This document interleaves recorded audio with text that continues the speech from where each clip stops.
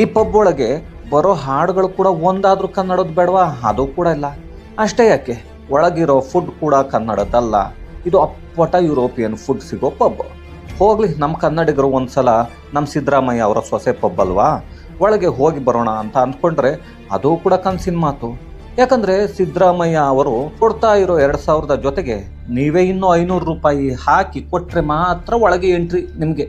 ಇಲ್ಲ ಅಂದ್ರೆ ಅದು ಕೂಡ ಇಲ್ಲ. ಅಂದರೆ ಒಳಗೆ ಹೋಗೋಕೆ 2500 ರೂಪಾಯಿಗಳನ್ನ ಕೊಡಬೇಕು. ಇನ್ನು ಈ ಪಬ್ನ ಇನ್ನೂ ಒಂದು ವಿಶೇಷತೆ ಇದೆ ಕಣ್ರಿ. ಅದೇನು ಅಂತ ನೀವೇನಾದರೂ ಗೊತ್ತಾದರೆ ನಕ್ಬಿಡ್ತೀರಿ. ಈ ಚೂಡಿದಾರ್ ಸೀರೆ ಹಾಕ್ಕೊಂಡು ಹೋದರೆ ಒಳಗೆ ಎಂಟ್ರಿ ಇಲ್ಲ. ಒಳಗೆ ಹೋಗಬೇಕು ಅಂದರೆ ನೀವು ಅರ್ಧಂಬರ್ಧ ಮೈ ಕಾಣೋ ಥರ ಬಟ್ಟೆ ಹಾಕಿರಬೇಕು. ಇಲ್ಲ ಅಂತ ಅಂದರೆ ಟ್ರೆಡಿಷನಲ್ ಡ್ರೆಸ್ ಅಂತಾರಲ್ಲ, ಅದನ್ನು ಹಾಕಬೇಕು. ಇದು ಈ ಪಬ್ನ ಕಲ್ಚರ್.